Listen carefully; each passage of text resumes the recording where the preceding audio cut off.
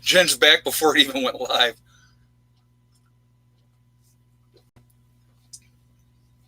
We'll give it a minute, guys, for people to get in here.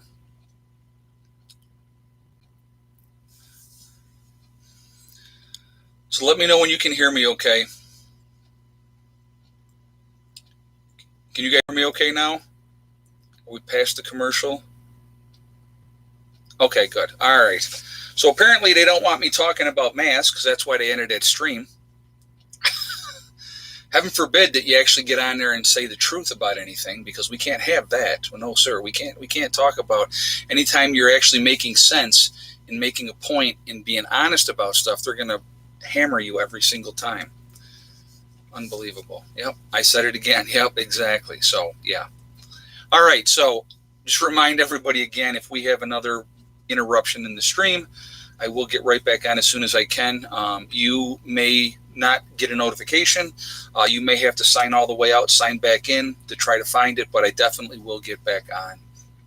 And, that's what they like to do. Yeah, remember to lie. Exactly. Heaven forbid that you tell the truth. Yeah, no telling the truth here. It's amazing to me the number of people that, like with the censorship that is going on as well on Facebook and Twitter and all the platforms. And they don't want the truth put out. They don't want people. It's not so much they don't want the truth put out there. They don't want people to have an alternative way of thinking. Think about that for a second. If you don't follow the mantra, whatever the mantra may be, if you don't follow the mantra right along, then you are the problem. Do you understand that? Do you realize how that game is played? So they're going to show you what they want to show you. Hey, Mac, I heard World War III is made in China. Yeah, you never know. You never know. But China was growing the virus, but they messed it up and it got out and it got them first. They were absolutely, but you got to remember too, who was partially funding the Wuhan lab? Think about that, guys. Who was partially funding the Wuhan lab? We were, the United States of America. That's right. It's amazing. I mean, when you look at stuff,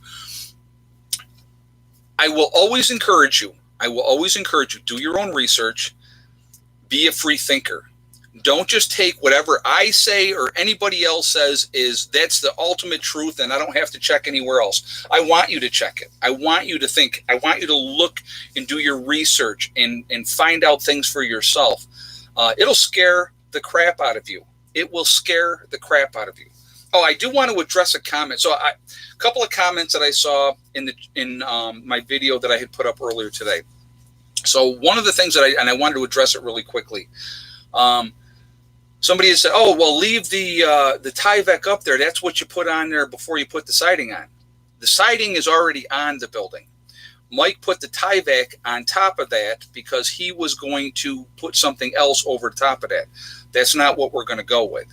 So that Tyvek has to come off, and the main reason it has to come off is the building has to season all the same. So when the spring comes, if all four sides have the same amount of seasoning, for the winter months and all that type of stuff, when we go to stain it, it will all be the same. So that's why that Tyvek has to come off of there. It wasn't supposed to be on there in the first place. He got it in his head. He was going to do something different, and and that is it. Mike, unfortunately, was dumb. Well, Mike was his own worst enemy. I will just say that. But I'm glad he's not here anymore. I'll just put it that way. And he's not missed. So, anyway, the other thing that I wanted to address, somebody was like, well, you never answer questions in the comments, on your feeds. Okay. What I try to do when we do a live stream, that is when I try to answer questions that people have, and stuff like that. I cannot, guys, I'll be honest with you, since I had about 11,000 subscribers, I kept up with it daily up to that point.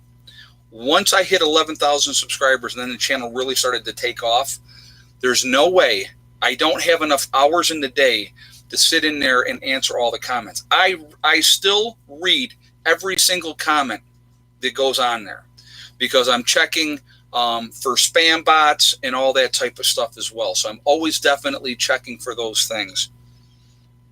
And so, just so you know, but I do read all the comments, and a lot of times what I'll try to do is in a live stream, if something stands out to me, I want to definitely address it. So I want you to know I do read all the comments. I love the feedback. I do also always take your recommendations into account. I think about them. So, that's the way that I do it. Okay. So just putting it out there for you guys. Release the COVID, the art of fighting without fighting. Well, and again, it's a control mechanism. All of this whole situation that is going on, it's all about control. If you don't think it's about control, then you're not really paying attention, because it truly is all about control. So it's Michigan bans open carry at the polls. I did see that, Prepper Artie Franklin. I saw that go down. And again, another form of control. Another form of control. So, I mean, it's really easy. If you, the thing is, instead of looking at it from a right view or a left view, okay, or a centrist view or whatever your view may be, hey, Asif, you have good time management skills. Well, thank you very much. I do appreciate that. You have to. That's part of nursing. I'll be honest with you, Asif. As a doctor, you know exactly what I'm talking about. You better be organized. You better have your stuff squared away.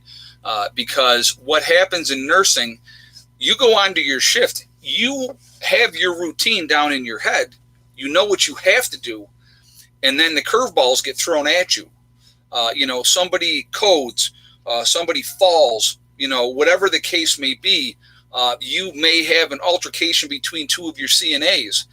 It's a nonstop. It's always something. It's always something, or somebody, needs to talk, and so you got to try to take that time, if you can, to sit down and talk with them. It's very, very difficult. It's not an easy job at all, but but again, with that, you have to be organized, because if you're not, you're going to get so screwed. It's unbelievable. I used to work as a short order cook. Anybody that has worked as a cook knows what I'm going to say when you get weeded, when you get in the weeds. John Christopher, you are an honest American. Keep going. Well, thank you very much, man. I do appreciate that. I just try to say it like it is. I'm not going to BS you guys. I'm not trying to scam anybody. I'm not trying to get over. I'm not an expert on everything. I don't even claim to be, but we just have to do the best that we can, so, but when I was a short order cook, we used to call it getting in the weeds. If you were overwhelmed and you had a whole bunch of tickets up there, and things were crazy, and you're running around like a chicken with your head cut off, they called it being weeded. You were in the weeds, So the waiters or waitresses would come in, and they'd be like, "Well, what's going on?" Like, "I'm in the weeds right now. Leave me alone. I'm cooking as fast as I can." So it's just, and I worked as a waiter too. So I've been on both sides of that. But it's just, you have to have your stuff squared away. You have to. And just like with everything that's going on right now, you better have your stuff squared away, because there's a big game going on right now. There's a big game going on. And, we could be in big, big trouble as a country. As a world, we could be in big, big trouble. The economies around the world have been destroyed by this. The revenue that is not there right now, where are they going to try to make that up from? That's an interesting thing that I would really want to know. I would really want to know where they think they're going to make up this shortfall in revenue that they're not getting, that they're used to getting. When you have people are not out spending money, when you have people that don't have money to go out and spend money, and people are hurting, but it's scary. It really, really is. Hey, Asif, I have the weed eater every day at work. Yeah, I'm sure you do. Yeah, that's people don't have any idea. They print more money. There you go. Yeah, but people have no idea. They really, truly don't. The medical field is a very, very thankless field. Now, don't get me wrong. I've had so many times people say, I appreciate you, thank you for what you do, and all those type of things. A lot of people have said that to me, and I feel very blessed to have had the career that I had. I miss it sometimes. I'll be honest with you. I don't miss the politics and the BS. What I miss is my patients, my interaction with my patients, and joking and making them smile and making them laugh and just having a good time with them, and when they're in a crappy situation. And like one of the things I used to do, I used to love to do this, was one of my favorites. I would, if I had to give somebody an insulin shot, a lot of times you gave it to them in the stomach. So I would go in and I would say, Mrs. Smith, because everybody's Mrs. Smith, right? So it's a very platonic name. I would say, Mrs. Smith, I got to give you your insulin shot. And she'd be like, okay. And I said, I just want you to know one thing before I give it to you. And they would go, okay. I said, I am not going to feel a thing. And they would stop for a second and they would be like, well, of course you're not going to feel a thing. I said, I just wanted to make sure you knew that, but it would that levity, you got to have fun with it. If you can't have fun on a job and joke and are miserable all the time, that job's just going to suck. And I always used to have fun. I used to like to laugh and joke and, and just have a good time. And that was what it was all about for me. Some people like that. Some people did not. But, I'm not going to change who I am. So whatever the government says they're doing, they are doing the exact opposite. Billy the Kid Norwood. Yeah, that doesn't surprise me. It doesn't surprise me at all. At all this stage for war, read between the lines. You know what? I have my concerns about going to war. I really do. Nobody wins in a war. Nobody wins. But I'll tell you what, people are going to suffer. There's no doubt about that. If that ends up being the case, people are going to suffer, not just in the United States, not even just in the country that the war is against. If we go to war with whoever, it's going to affect the whole world. It really would, because, when you have no trade happening, and when you got to remember something, and I think a lot of people forget about this, the United States breadbasket, the Midwest, we feed 40% of the world. That's who we feed, 40% of the world. If that's gone and we're not producing that, what happens to the world that we got right now? A lot of people are going to suffer. A lot of people are going to suffer. So that's something to think about too. But, I just, like I said, I just try to stay positive. I try to control what I can control. And I think that all of you should do the same thing. What do you have control over? What can you do to have your own control? And again, continue to get ready, continue to prep, do the best that you can. Even if it's week to week and even if it's month to month, just do the best you can. And if you do that, believe me, you put yourself in such a better situation. What are we at? 812 in the chat, guys. We're at 268 on the thumbs up. If you have not shot a thumbs up yet, I'm going to ask you to shoot a thumbs up, please, to show support for the channel. And thank you for doing that ahead of time. Also, it really does help with the algorithms. So the more thumbs up we get, the better it is for the algorithms as well. So thank you for that reason as well. The third reason is I like a lot of thumbs up. So I'm not going to lie. That's another reason why I like to see a lot of thumbs up. I want to talk really, really quickly. I had a lot of people have talked to me and said, how do I connect with like-minded people? And the best way to connect with like-minded people, we set up on my website, preppernurse1.com. We set up the Prepper Nurse One community. It is a great resource that we have for free for you guys. Now, you do have to register. So if you go to my site, you'll see preppernurse1.com. You'll see the Prepper Nurse One community. You click on it. You register. Again, totally free. No credit card information is asked, but it's very private. So to be able to get in, you have to be registered. Go in, register. If you just want to read message boards, you can do that. If you want to try to connect with somebody in your state or in your country, you can do that as well, okay? So that is a great resource that we set up for you guys. Also on my website, we have jdega.com, which is a CBD and hemp store. It is great products to have. It really helps with a lot of issues that people have from anxiety. It really helps with anxiety, depression. Ed, malls near me have been dead for months. Prepper Artie Franklin said. Yeah, we'll talk about that in a second too. We'll talk about that in a second. Thank you very much for the donation as well. But you can use the CBD products on your pets as well. It helps relieve arthritis, all kinds of things that it really helps with. Okay, GERD, indigestion issues. It can be a mood booster. All kinds of really good stuff with that. So it's a good thing to have in your preps. If you go to their website, which is in the link below, also, if you go to my website, you'll see the jdega.com. It'll go by. If you click on that, it will take you to their website. You will save yourself 15% on your purchase if you use the code PrepperNurse1, the number 1, when you check out. So make sure you use that discount code to save yourself 15% on your purchase. So I'm just putting that out there for you guys. The Legacy freeze-dried food on my website.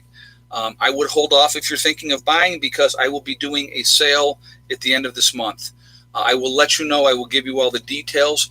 They're getting caught up on a lot of stuff, so they're really in a lot better shape than they were. I'll put it like that.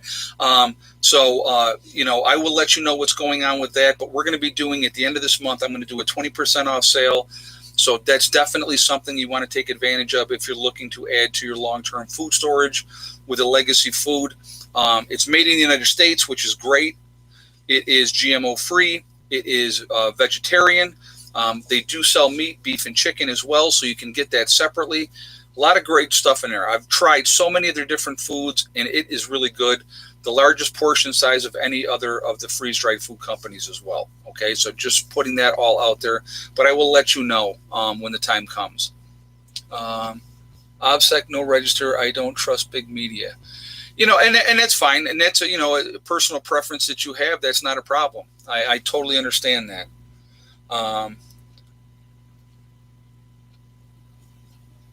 Yes, TBI, it definitely helps with that. The lamb light. Yep, that does help with that. So, but anyway, I want to talk about really quickly one more time on this. And actually, I'm going to show you first. Let me pull it out of here so I have it right here. If you are still interested and you want to get a gator, okay, your Prepper Nurse 1 gator with We Are Legion on the bottom of it, all right, that goes around your neck. Prepper Artie Franklin, hey, Ed, there are more homeless people in Boston. Well, I know California has a huge increase of the homeless, okay, huge increase. Now, if you want to go and purchase your gator, let me just get this here. Hold on. I want to make sure I give you the right information. And if one of my moderators would put this up in the chat so people can see it as well, you are going to go to 4, the number 4, dash 20, 20 is spelled out, .square.site, okay? And that is Judith. She runs that. For every gator that is sold, some of the money does come back to help support what we're doing here on the homestead. But she has a lot of other things there for sale as well. So definitely check that out. And, so just putting that out there for you guys if you're interested. I am on Twitter now. So if you are not following me on Twitter, Prepper Nurse 1 on Twitter, please go over to Twitter and do that. I'm also on Instagram. So again, come on over to Instagram. Follow me over there. I did not post any pictures today, but I'm trying to get pictures posted every single day on Instagram. And I did not tweet today either, but I will be doing that, trying to get on a regular basis, throwing tweets up, showing you different stuff that you're not going to see in video and stuff like that, okay? So maybe some pictures of whatever and those type of things. So just putting that out there for you guys. So Prepper Nurse 1 on Twitter, Prepper Nurse 1 on Instagram as well.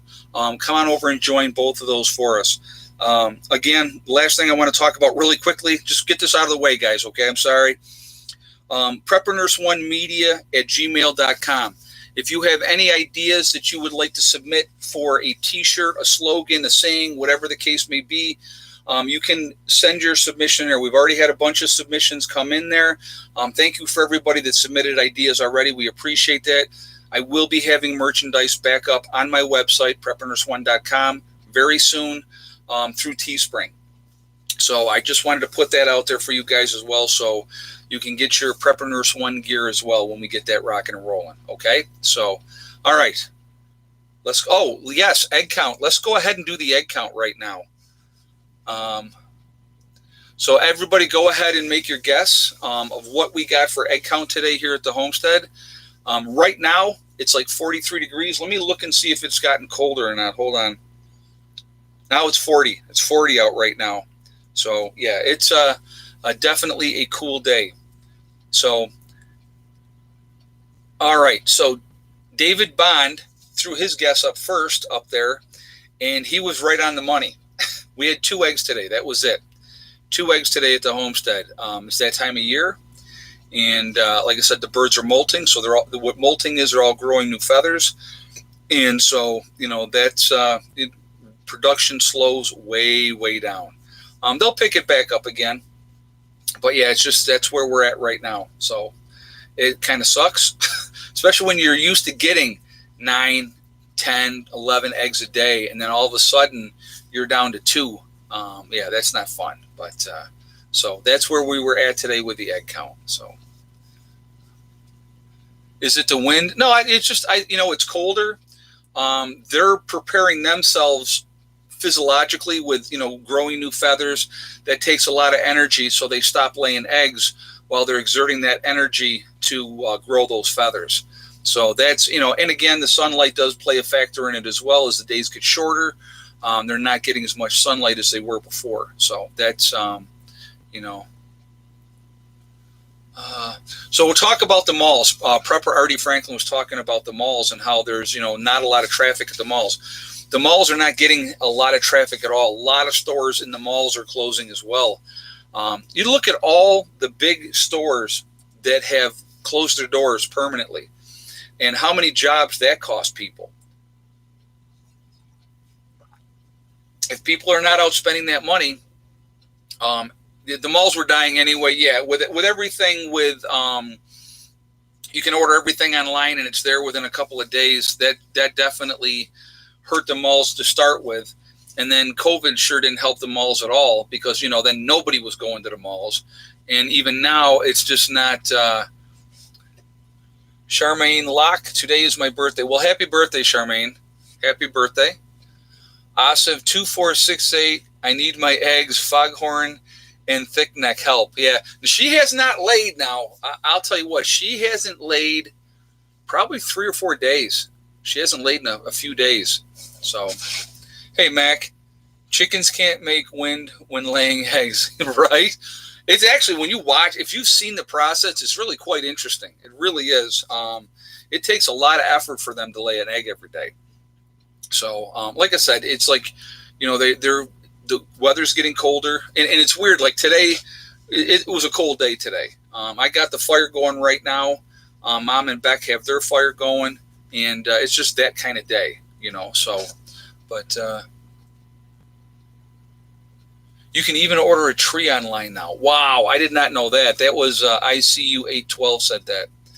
Yeah, that's crazy. Yeah, it's like giving birth, Happy Elf just said. And that's exactly it's exactly like that. But, yeah, the chickens, like I said, they're doing good, though. They're good. It's just, like I said, it's their time to rest. That's the way I look at it. The production is down, so be it. It's not like, oh my God, I got to have so many a day. I really don't. I just can't give as many away when they're not laying. So, my needs and Mom and Becky's needs come first. And then if I have extra after that, then I'll give them away. So, no, I do not put a heat lamp in the chicken coop, Linda, because the chicken coop is very, very insulated very well. I actually got like double hung pane windows in there as well. So there's no airflow as far as, the wind blowing through on them. So, and then when it's really, really cold out, when we have like really sub-zero temperatures, I don't even let them out. I just keep them right in the coop and I, give them everything that they need right in the coop. But yeah, it's, chickens they're really resilient. They're a very, very hardy bird. And especially if, to your climate up here, certain birds do much better up here than they would in a southern climate. So, there's other birds that would not do well up here. So you got to make sure you have like your Rhode Island Reds and stuff like that. They're a very hardy bird and they will do well up here, even when it's cold. Even when it's cold, as long as they're not like in direct wind and stuff like that, they stay pretty good. So that definitely makes a big difference. You can store eggs and lye. Actually, you can also take mineral oil, Mr. Rose, and dip your egg in mineral oil, and that acts as that natural coating, and that literally you can have that stored without refrigeration for up to 6 months, doing it that way if you wanted to. Freeze dry the summer eggs. That's a possibility. That absolutely can be done. There's a lot of different things you can do. Like I said, for me, I like sharing. So to me, if I have the extra eggs, I give them away. That's just what I do. That's what I've been doing, and I don't see that changing, anytime soon. And like I said, we still had plenty of eggs for ourselves. Hey, Shadow. Hello. Sorry I'm late to the show. Hope all are doing well. Look at the water glassing for egg storage. Homesteading Family has a great video on this. Yes, water glassing is another way of doing it as well. And thank you very much for the donation, and thank you for the comment. Yep, you can freeze eggs in ice cube trays. Yep, you break them out and put them in an ice cube tray, and then once they freeze, you just put them in, another bag, and you can have them in the freezer for as long as you want. And that's another great way of doing it. There's a lot of different ways that you can do it. But like I said, for me, I like to share. So that's what I always try to do. I want to make sure I share with everybody. Okay, let's see. Dehydrate eggs, powder them, and store them in a jar. You can do that as well. Absolutely, you can dehydrate them. That's another option that you can do. There's a lot of different things you can do. A lot of different things. So, but, again, the time comes, and if it's an SHTF event, those eggs are going to come in handy. And I'm sure we'll obviously at that point, we won't be giving any away. We'll be using it for the people that are up here so that we can eat. So, and then it would literally be, let's put it like this, okay? SHTF happened tomorrow. Let's say it happened tomorrow. One of the very first things I'm going to do is I'm going to take eggs and incubate eggs. That's going to be one of the first things that I would do. Get the next line of chickens coming in. That's exactly how I would do it, because you're going to have your losses, and SHTF happened in March. Yeah, it was for a lot of people. Absolutely. How long do you think it will take for the economy to become better? Jen A. Honestly, that's a great question, and I do not have the answer for that. We got to get through. First of all, we got to get through this winter. We got to see how bad things are going to be this winter. If we have a second round that is more deadly and worse than the first, and they have to shut things down again, it's not going to be pretty. And then how do we recover from that? Who has the money to invest into those type of things at that point? You think about, like I said, the cost of everything. Like building materials have absolutely gone through the roof. The cost of building materials, the cost of food has gone through the roof. So the best time to buy food was yesterday. The next best time to buy food is today, because it's not going to get cheaper. It's going to get more expensive. Hey, Prepper Artie Franklin. Hey, Ed, garage sales are great ways to buy preps at low cost and build preps for the future. Absolutely. Garage sales, estate sales, absolutely a great way to add to your preps. You can get, I personally, when I go to a garage sale, one of the first questions I ever ask anybody, do you have any old tools? Shovels, spades, picks, whatever the case may be, axes, whatever. Because old school stuff is when they built that stuff to last. And if you can get that, it's going to be a great thing to have. So that's something that people really need to think about. Okay, prep, and then prep some more. Again, food prices are not going to go down; they're only going to go higher. So if you prep today, and 5 years from now, you go, "Oh my God, I got to go use these preps." Compare the price. I'll tell you what I just had. Okay, and I'll give you an example, because people will say, "Well, how long will canned goods last?" And I get that all the time. I just had a can of tuna fish 2 days ago that was 3 years past the best by date. 3 years. Absolutely fine. I drink the water because that's nothing but pure protein. So when I squeeze the can and you get the water out, I drink the water because it's absolutely pure protein. And the tuna fish was fine. And that was 3 years past the best by date. So again, they can last a very, very, very long time. You can never have too many tools. Gene Blair just said that. You are absolutely right, Gene. You can never have too many tools. There are so many things that you could use in a post-event that are going to be a benefit for you. I'm brave. No, it's just that I know that is Ooh, tuna water? No, the Pale Horse. Tuna water's good. That's good stuff. I always drink the tuna water. Yeah, always have.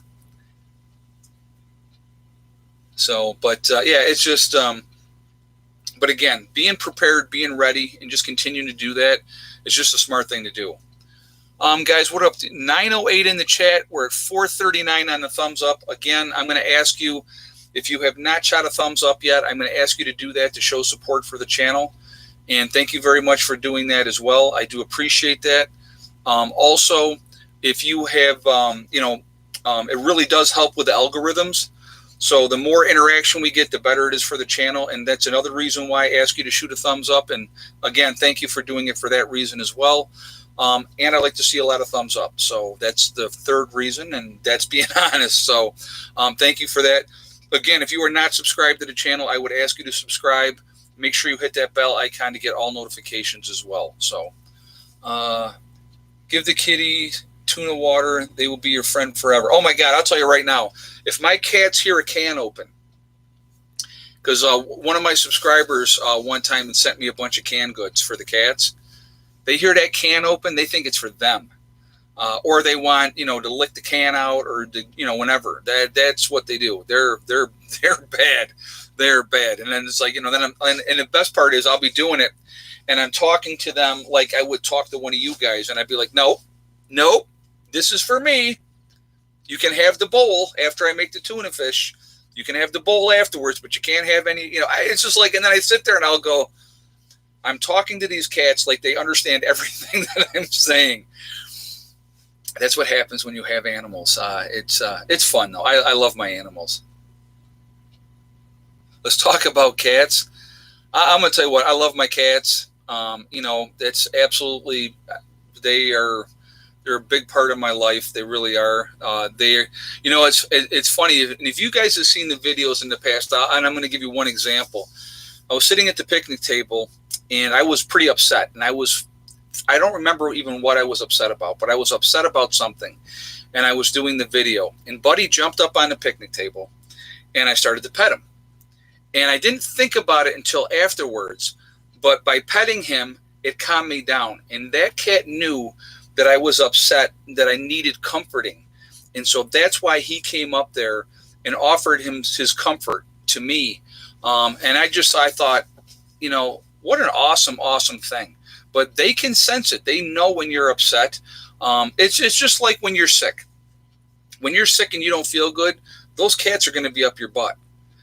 They're trying to offer you comfort and support, and that's what they do.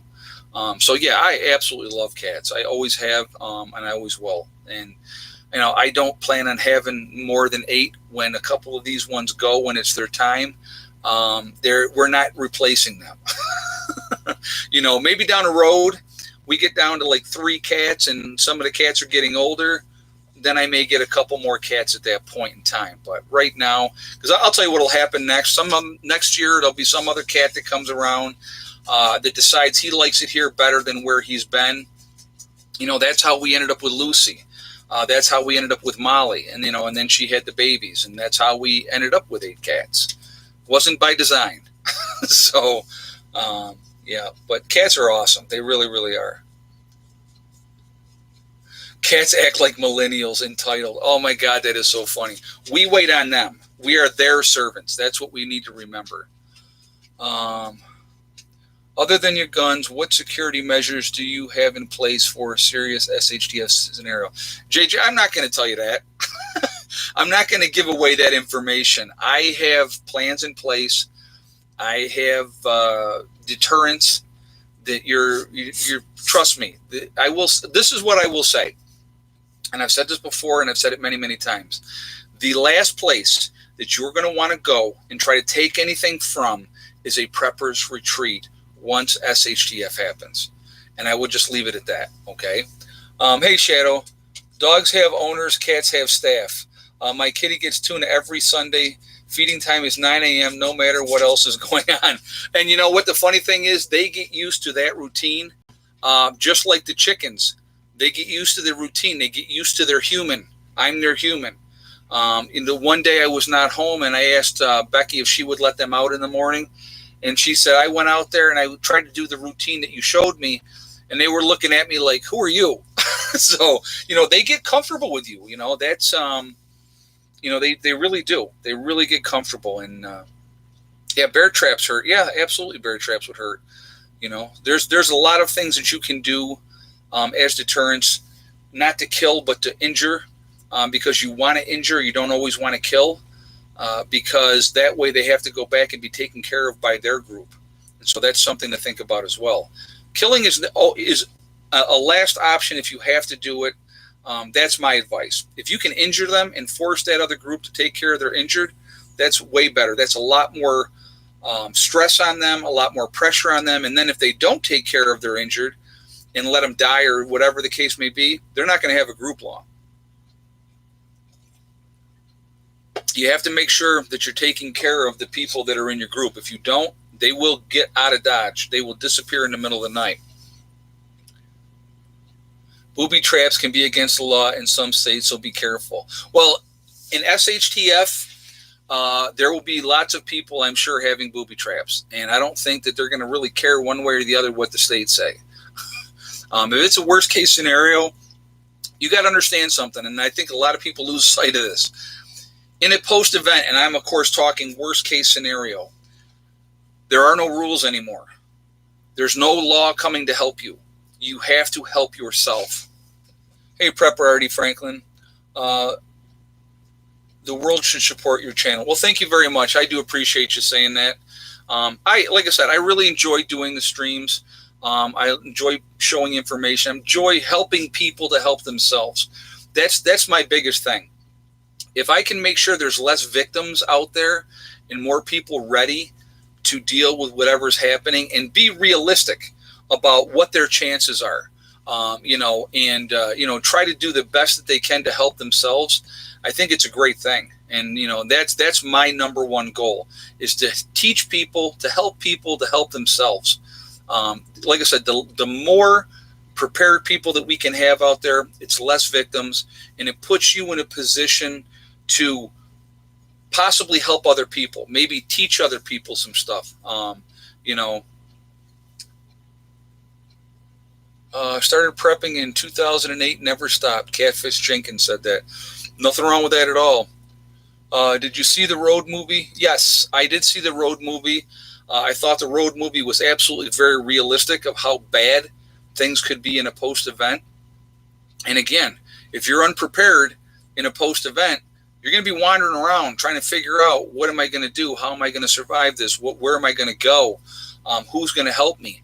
And I think you're going to see a lot of cannibalism. I think you're going to see a ton of that, especially in the cities where, you're not going to have the access to food and stuff like that. I think it's going to be really bad. There will be cannibalism all over the place. When the food runs out, when people don't have that food, and again, 95% of the people in this country, think about this number, and I really want to drive this home. 95% of the people in this country are not prepared for a 2-week emergency. 2 weeks. It's 2 weeks worth of food, 2 weeks worth of water. They're not prepared for that. That's frightening. So why would you not give yourself that, just that? If you didn't do anything else, give yourself that advantage. Put yourself in that situation. It just makes sense. It's just smart to do. And believe me, once you get started, it can be very overwhelming. Prepping, if you sit back and you think about it, can be very, very overwhelming. You can get very frustrated very, very quickly. But having a game plan and sitting down and saying, okay, this is what I'm going to do first. This is my first goal, okay? You make your first goal. That first goal is to get 2 weeks worth of food and water. And let's say it takes you 6 weeks, 2 months to get to that goal. Now you've reached that goal. Now you go, okay, now I want 3 weeks worth of food and water. And you start working towards that goal. And then once you get up there and you have 5, 6, maybe 7 months worth of food and water, and in the meantime, like Artie Franklin said, you're hitting the garage sales and you're trying to pick up preps on the cheap that you can get to use, lanterns, canning equipment. There's so many things that you can pick up really, really cheaply at garage sales. It's great. I love garage sales, okay? and you just work at it a little at a time. And I'm going to tell you what, before you know it, you'll look at it and you'll go, oh my God, I didn't realize I had that much stuff. But it's methodical. You can't, listen, unless you have unlimited resources and you can go out and you can buy everything you need tomorrow, the rest of us have to do it as we can. If I had it my way right now at my homestead, my addition would be built. I would have a pond in. I would have a root cellar in, and part of that root cellar would be cold freezer, okay? And it would be huge, and it would be fully stocked, and I would have, all kinds of stuff. I can't do it right now, so I have to do it as I can. This year, we got a lot done this year. We made a lot of strides this year, which was, it was great. I mean, it's been a very, very productive year. I'm probably right now in the best shape that I have been in probably 5 years, just by being active. I'm not out there, actively going, well, I'm going to work out today and I'm going to lose weight and I'm going to do this. I'm just staying busy, and I'm watching what I eat, and, the weight is flying off, which is great. Upper body wise, I put one of my flannels on yesterday that I hadn't had on in a while, and it was like, all through the chest and in the arms and the shoulders. It was pretty tight, and I was like, oh, that's pretty cool. But again, that's another aspect of prepping that people sometimes don't think about, that is really overlooked. Being physically ready to deal with what is coming as well, I think, is so, so important. If you are physically ready to deal with a situation, you're going to be in a much better place, okay? You really will be. It's another advantage that you can give yourself. If you're 260 pounds and you're used to sitting on the couch, and I'm not judging anybody. I don't want people to think I'm judging, because I'm not, okay? But if you're sitting on the couch and the extent of your exercise is getting up off the couch, going to the refrigerator to get something else to eat, and then sitting back down again, your chances of making it in the post-event are dramatically reduced, because, you need to be physically prepared. You need to be able to handle the physical activity that is going to be involved. Here's something that I want you to think about. Post-event happens, right? Now you got to bug out, you and your family. Everybody's got to bug out, right?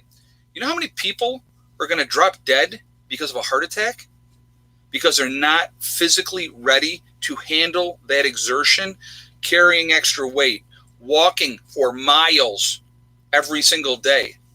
That's something to think about. And again, just going for a walk. Just go for a walk every day, and then you go a little bit farther. Then the next day, you go a little bit farther. And I'm going to tell you what, I used to do that a lot, and it's amazing what a difference is. And before you know it, man, you're walking miles, or, doing it on a bicycle. That's another way. A bicycle workout is a great workout as well. It's not hard on the knees, and it's just good for you in the long run. It really is. So just something to think about. Just no judgment on my part, just sharing information. Okay. Like I said, last winter, I peaked out at 227. Actually, it was, this spring, I was 227, and and here's the weird part for me. Okay. At 227, I was experiencing sleep apnea. I could tell, because I would wake up and it'd be like, okay. I knew then I needed to do something. And if something wasn't go to the doctor and have him put me on a BiPAP machine or something else, it was taking better care of myself. Hey, Prepper Artie Franklin. Hey, Ed, winter can also be, hold on a second. Winter can also be our enemy in SHTF. Now, see, I look at it a different way, Artie Franklin. I look at winter can be our ally in an SHTF situation if you're ready. And why do I say that? So let's talk about that for a moment, okay? What are we at here? We're 9:03. Okay, we got time. I just want to make sure. I got to look at the time. I don't know where we were at, because I just get flapping away and I don't think about it. If SHTF happens in the wintertime, now, I want you to think about this, okay? No plows are plowing roads. So if there's a storm, Nobody's going out there plowing the roads. You're locked into wherever you are. If you are prepared and you are ready, you can get through that winter probably with no issues whatsoever. But the number of people that will not, and they're not going to be able to go out and travel mile after mile after mile to try to find what they need, a lot of people are going to die in the wintertime. And if you don't have a way to stay warm, if you don't have enough food, and if you are not prepared and you don't have access to drinkable water, you can be in big, big trouble in the wintertime. Winter is absolutely an ally 100% in an SHDF situation. Hey, Shadow. Watch Australia's 60 Minutes on COVID after affects people in their 30s running daily now can't do one flight of stairs. I heard that. I heard that a lot of people were having lots of issues because of COVID afterwards, even after they recovered. Blood issues, liver issues, kidney issues, lung issues were the biggest thing. I've heard a lot of that.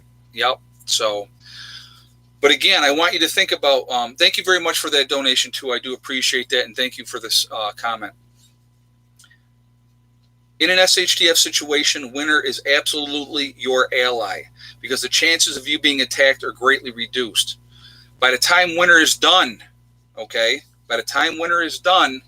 to be a lot less people out there to worry about.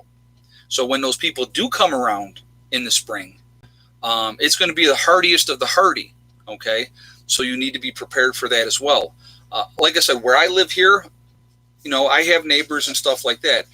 I'm not helping all my neighbors. I can tell you that right now. There are neighbors that I absolutely will help. I absolutely will do that, okay? But I can't help everybody. I have people in my group I got to worry about. There's certain people in my neighborhood that I'm definitely going to help. But again, we need to think about these things. Are you ready for Again, if I am the enemy of the United States, my game plan, if I'm going to do it, and I want to do maximum number of casualties on people, all right, a couple things that I would do.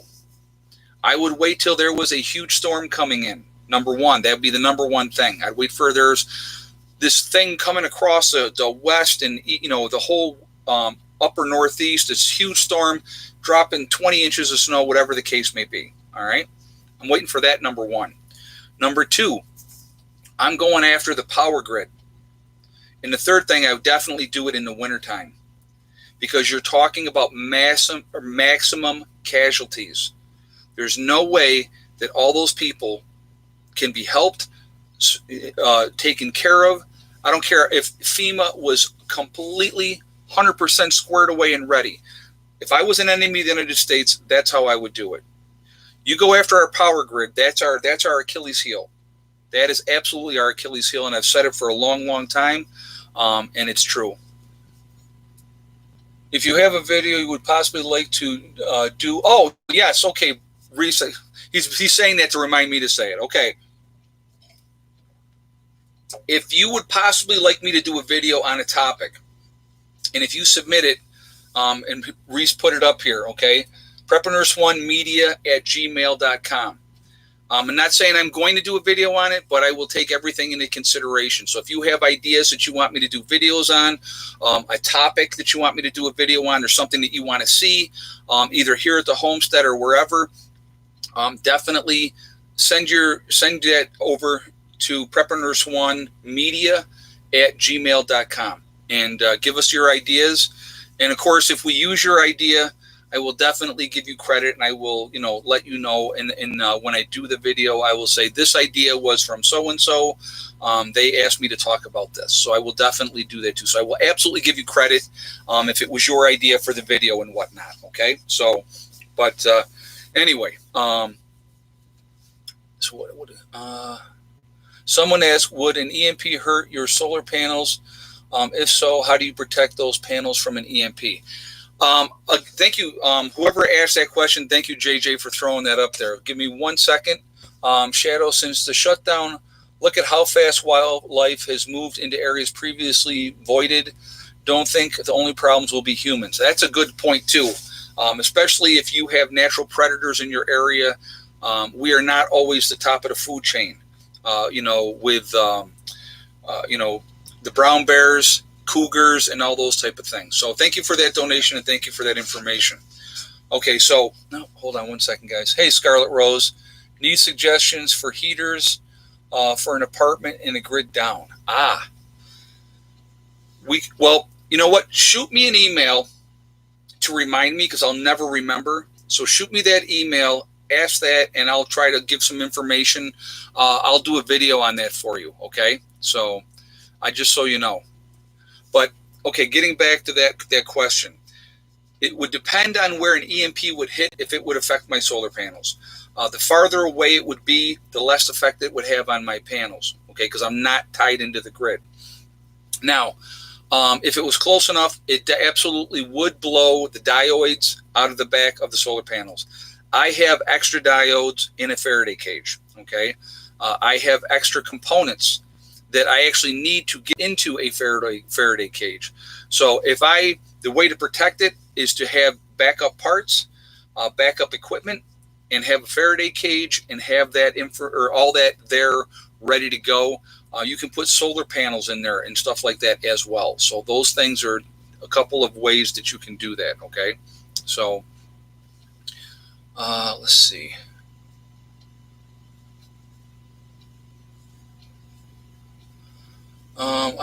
I went on my first bike adventure, and Rose ended up buying 3 items from a grocery store, and then we walked 14 blocks to the strip mall, ended up buying lamp on sale, bought 2 books and bed sheets. Nothing wrong with that.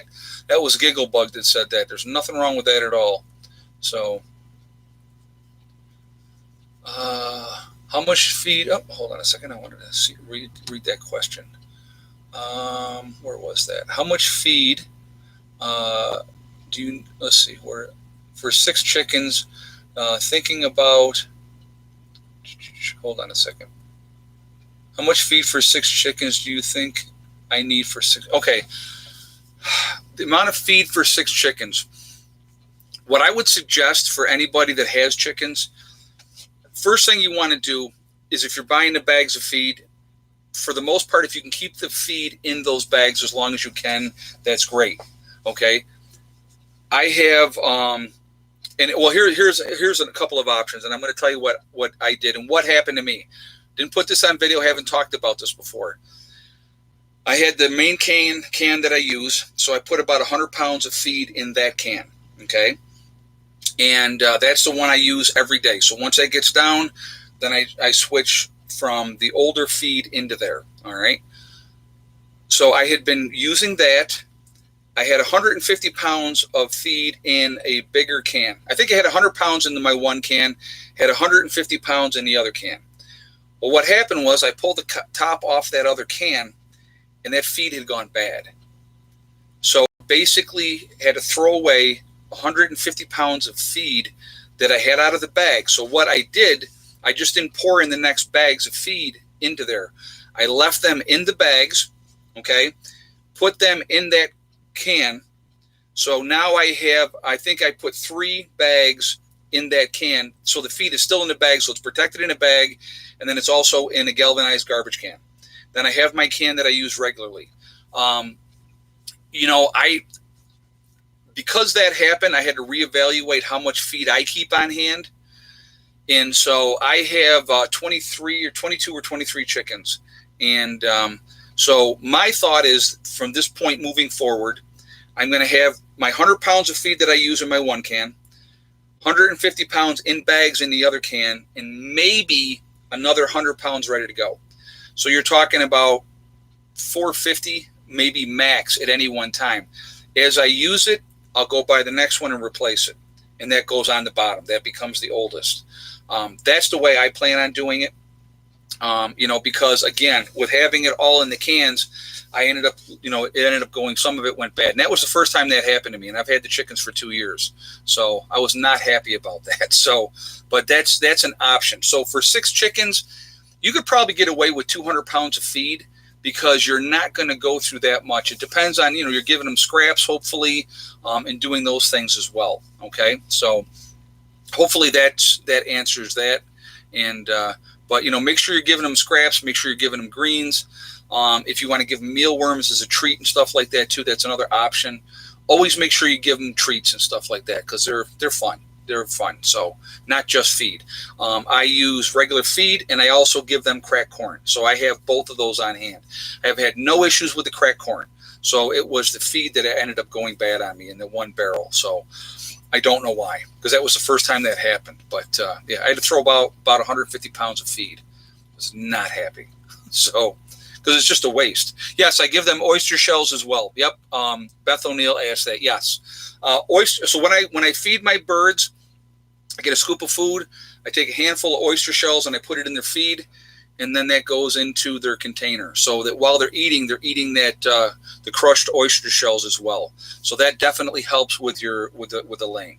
All right. So what we're going to do now, guys, I'm going to ask one more time here, because we are at 912 in the chat, and we are at 576 on the thumbs up. I'm going to ask for another thumbs up. If you haven't done so yet, please do so to show support for the channel, and thank you ahead of time. Also, if you, again, it really does help with algorithms. So the more thumbs up we get, the more interaction. It's definitely better for the channel. So thank you ahead of time for that as well. And Philip Hemmings, stop jumping the gun, my friend. We will get there. I promise you. Again, I also like a lot of thumbs up as well, and that's the third reason I like to see a lot of thumbs up. Again, if you are not subscribed to the channel, I would ask you to subscribe. Make sure you hit that bell icon to get all of the notifications as well, okay? So next thing here, we are Legion, because we are many. Off-gridders and preppers, we're all over the world, we're all over this country. Where is everybody from tonight? Okay, now, Philip Hemmings, you can put it up there. But I already know it's Melbourne, Australia is one. Franklin County, Ohio, Northeast Tennessee, let's see, Texas, Montana, Raleigh, North Carolina, South Carolina, Mason-Dixon Line, Pennsylvania, Brooklyn, New York City, Boston, Mass, Connecticut, North Texas, Long Island, Southeast Missouri, Corbin, Kentucky, let's see, Georgia, Michigan, St. Louis, Northeast Georgia, Illinois, Ohio, Oregon, let's see, Florida, Northern Georgia, Oklahoma, the Bayou in Louisiana, very cool. Hamilton County, Ohio, Reno, Nevada, Minnesota, BC, Canada, very nice. Chile, Indiana, Illinois, Washington State, Nowhere, Oklahoma, North Alabama, Middle Tennessee, Northeast Texas, Buckeye, Arizona. Let's see, we have Kentucky, Austin, Texas, Twin, Alabama, Gatlin, Pennsylvania, Nebraska, the Big Red, there you go. Colorado Springs, Colorado, Anderson, South Carolina, Las Vegas, Ulster Park, New York, Castle Rock, Colorado, Fayetteville, Arkansas, Nebraska, let's see, Lockport, Louisiana, Beech Grove, Indiana. We have, let's see, Frankfort, Kentucky, Oshawa, Ontario, Canada. I even sounded like a Canadian saying that one. BC, Canada, Pittsburgh County, Oklahoma, Beech Grove, Indiana, Michigan, Houston, Texas, Central California. Let's see, we have Texas again, South Carolina, Cape Cod, Detroit. Let's see, Columbia, Tennessee. I botched it. You're right. I did botch it, but it was all right. Mississauga, Ontario, Canada. Very nice. Let's see, Lancaster, Ohio, Illinois, Littletown, Colorado, New York, Phoenix, Arizona. Again, guys, we're just all over the place. We are a huge, huge network of people, way more than people give us credit for. We are the ones that are awake, and think about that. And every day, more and more people are waking up, and that's a great thing, absolutely great thing. All right. I want to thank my moderators who continuously and tirelessly keep the chat clean. I appreciate you guys. You guys are awesome. Ladies and gentlemen that do that for me, you guys are the best.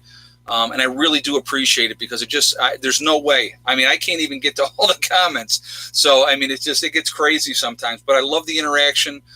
You guys are fantastic in the chat. I appreciate all the questions. It's a lot of fun. And I really, really enjoy it. So thank you all for that. Also, remember, guys, we are in this all together. That is so important to remember. We are one race called the human race. And when we can get past that and all the BS, we're going to be in much better shape, okay? And that's important. That's what we need to focus on, that we are in this together against the big people that run everything. And that's big business and the government. They are not your friends. They are absolutely your enemies, and they want to control every aspect of your life, and that is what they're trying to do, okay? Also remember, guys, hug and kiss the ones you love. Tell them every single day, tomorrow is not guaranteed. We never know what's going to happen in life. So it's really important that you tell the people that you care about every single day how you feel, all right? Also remember, guys, STD. It's one step at a time, one thing at a time, and one day at a time.